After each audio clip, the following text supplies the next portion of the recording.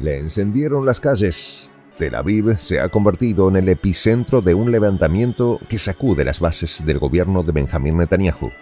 La destitución de Yoav Gallant como ministro de Defensa fue el detonante de un incendio político que arde sin cesar. Miles de manifestantes han tomado las arterias principales de la ciudad, bloqueando autopistas, lanzando fuegos artificiales y levantando hogueras en señal de desafío. Lo que antes era un malestar latente en los círculos militares y ciudadanos ha explotado ahora en las calles como un grito colectivo que exige cambio. Merecemos mejores líderes, proclaman los carteles que ondean entre la multitud. Un mensaje tan claro como contundente. Los detalles, a continuación. ¿Quieres saber cómo se puede fundar la patria grande? Mira el final del video. Se alzan contra Netanyahu. Desde las primeras horas del amanecer, una marea de ciudadanos israelíes, en su mayoría jóvenes, veteranos y hasta familias enteras, se han volcado a las calles de Tel Aviv, uniendo sus voces en un clamor que retumba hasta los rincones del gobierno. Con carteles firmes en alto que declaran «Merecemos mejores líderes», estos manifestantes han dejado claro que no habrá paz hasta ver cumplidas sus demandas de justicia y dignidad. En una escena que parece extraída de los tiempos convulsos de los años 70, con hogueras encendidas sobre el asfalto, el pueblo ha levantado la voz, harto de la dirección errática de Netanyahu.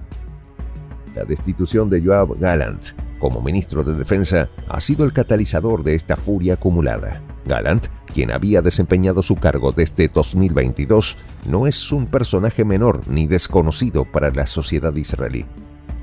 Veterano y estratega militar, su figura representa la voz de la prudencia dentro del gobierno, un contrapeso a la política de fuerza y confrontación que Netanyahu ha insistido en sostener, especialmente en el contexto de los combates en Gaza. Gallant fue uno de los pocos en alzar la voz para pedir una revisión de los objetivos bélicos en la región, consciente de que la continua presión sobre la franja de Gaza no solo desgasta a las fuerzas israelíes, sino que también compromete la seguridad de los cautivos y rehenes. Sin embargo, estas palabras fueron recibidas con frialdad por Netanyahu, quien interpretó las declaraciones de Gallant como una traición, una revelación de información que, según él, podría haber favorecido al enemigo. Tel Aviv no es el único punto de agitación. Jerusalén, Haifa, Cesarea también han sido escenarios de enfrentamientos entre ciudadanos y las fuerzas de seguridad. En Jerusalén, miles de personas se han concentrado en la calle Asa, una zona emblemática situada cerca de la residencia del primer ministro.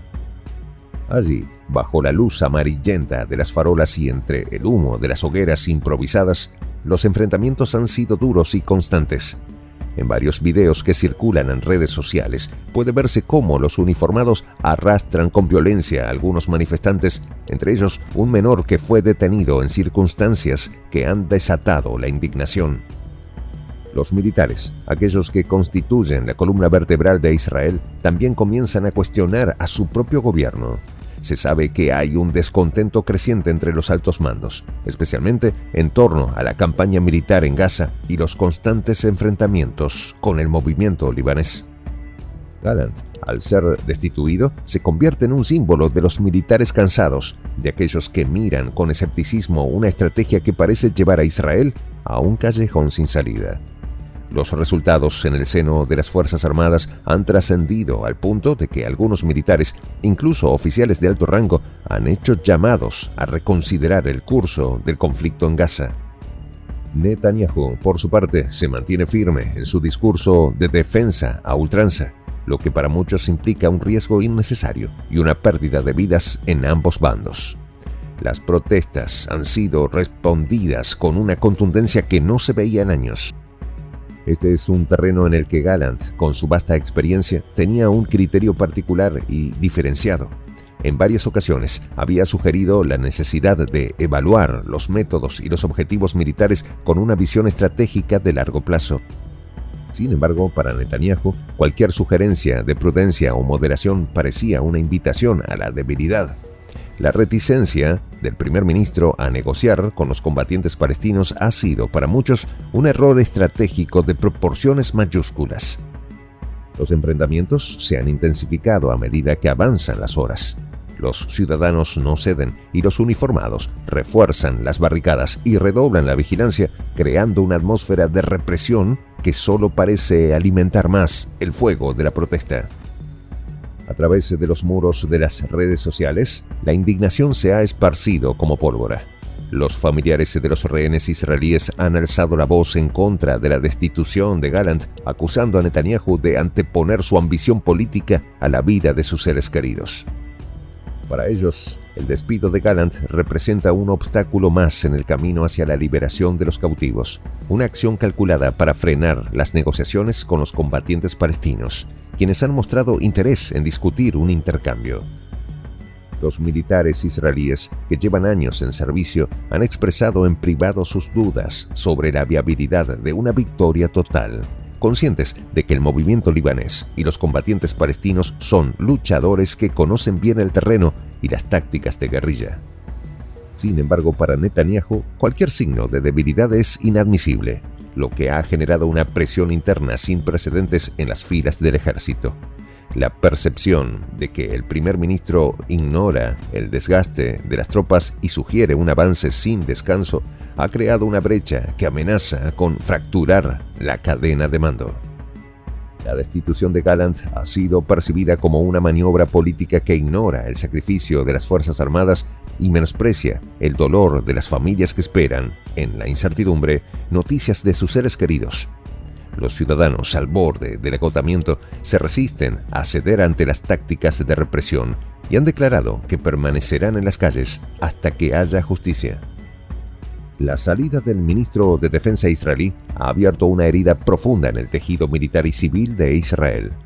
Los desacuerdos entre los altos mandos y el gobierno han salido a la superficie y lo que antes eran murmullos en los pasillos del Ministerio de Defensa ahora se escucha como un estruendo. Para quienes conocen de cerca el aparato militar israelí, la situación es insostenible. Soldados y oficiales se ven obligados a ejecutar órdenes que no siempre comparten y que, a sus ojos, no contribuyen a la estabilidad de Israel ni a su seguridad.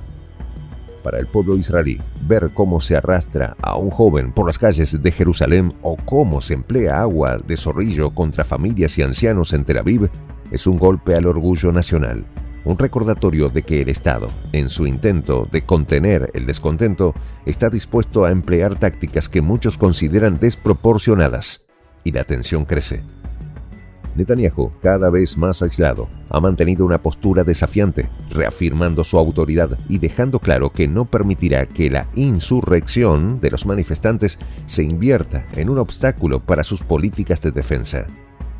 Mientras las protestas no ceden y el conflicto interno se agudiza, el país parece acercarse peligrosamente al límite. Las calles de Tel Aviv y Jerusalén han sido testigos de noches interminables, donde las voces de miles de ciudadanos se alzan en una sinfonía de resistencia y descontento. En esta comunidad nos juntamos para, por ejemplo, conversar, interactuar, tener puntos de idea distintos, pero por ejemplo también tenemos un club de lectura donde leemos fragmentos de libros que consideramos que son importantes para crecer intelectualmente.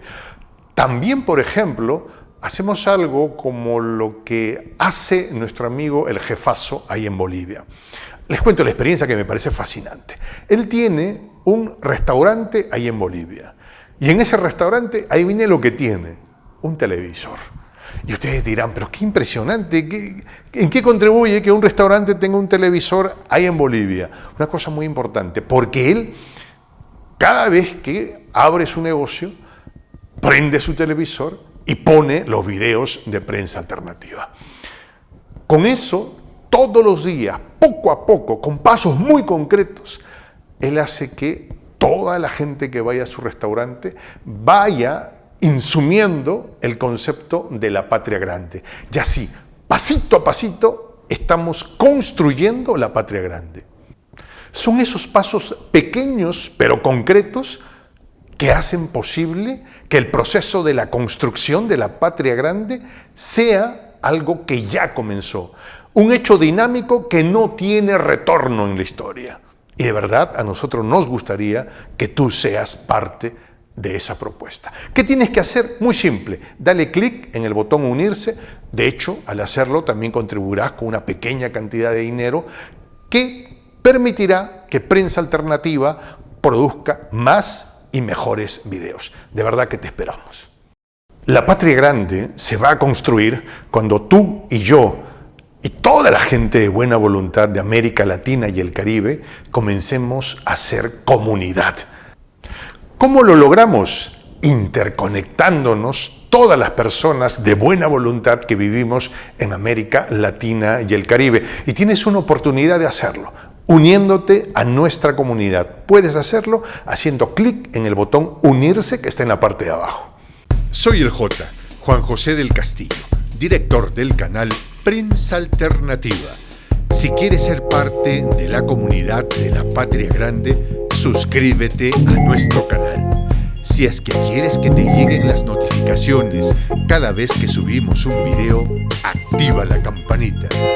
Si quieres apoyar a nuestro canal económicamente, puedes hacerlo a través de PayPal. El enlace está en la descripción del video. A nombre del equipo de Prensa Alternativa, me despido con esta expresión en el quechua milenario, Tupananchis Kama, cuya traducción es hasta volvernos a encontrar.